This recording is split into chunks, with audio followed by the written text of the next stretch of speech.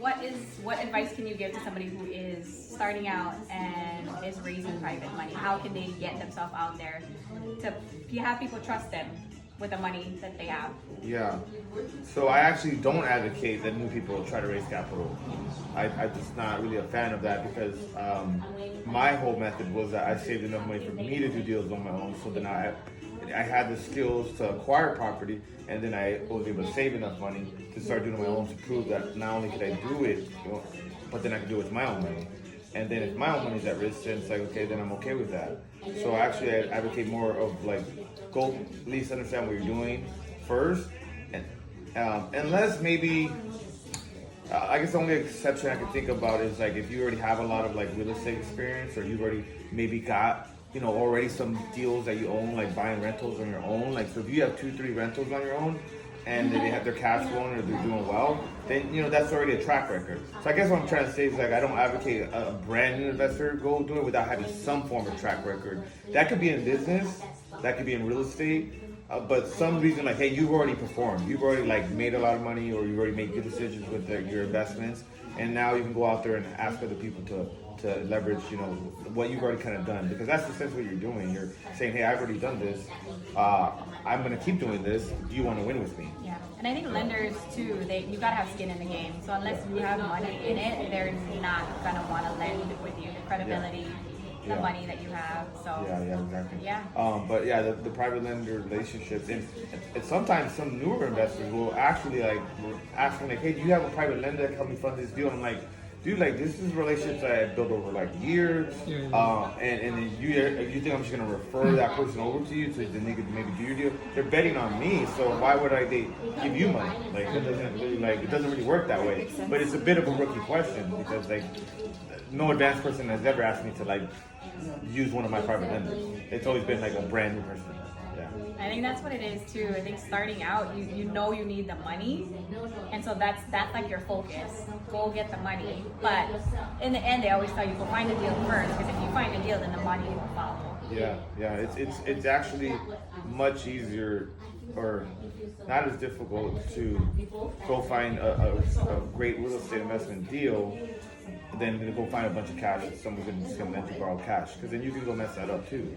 If someone like your uncle has a $100,000 line of credit and he trusts you, but you don't know anything you're doing, and you could go mess that up. As opposed to like, oh, let me go kind of learn a little bit about what a good deal is, and then find a good opportunity, and then go talk to my uncle and say, hey, what do you think about this opportunity?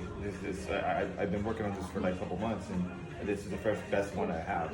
So do you promote a lot of JVing then in that case for somebody who's new? I do. Partner with somebody. Yeah, because I found that like that's kind of also an easy entryway, like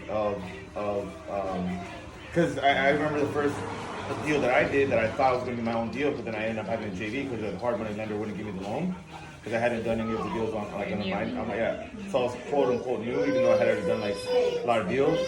Well, that JV partnership worked out really well because I was bringing the deal, he was helping me manage the deal, he helped me vet the deal, his hard money lender helped me vet the deal. So everybody agreed like this is a good deal, So there was everybody was in agreement for that, and then it was easier for him to put up the money and put the hard money in his name and give me 50% of it because he already had seen what I've been doing, and then I was like, hey, I'm gonna get this funded with or without you. It was a good deal, so it was like I had the leverage to go like say, hey, like you could either take 50% of this, or if not, I'm gonna go find someone else because this is a good deal. Like, and I wasn't gonna wholesale that. I wanted to be part of it because I was like, hey, I want to learn the rehab and all that. So yeah, I do advocate JVs a lot.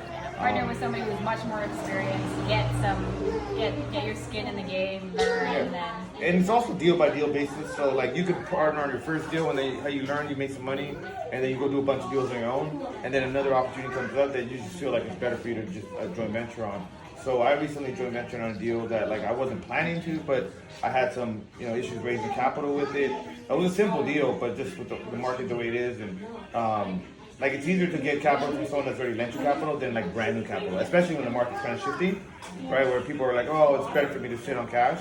So instead of losing the deal, I just told a friend that I knew like would have the cash, and so that's.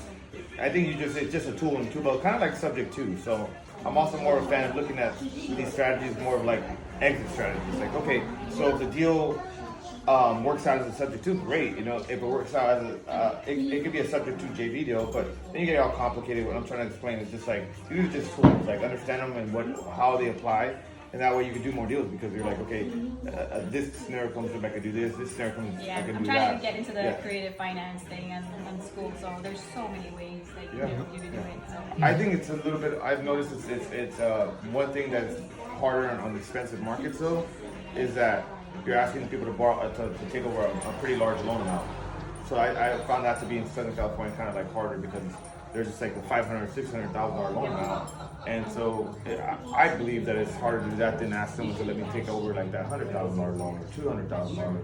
So I'm not saying you can't do it, but I think that's maybe you need to lean more on like your credibility and your track record with the homeowner that's lending you the subject to because of the bigger loan amount, maybe. So I think that could be good.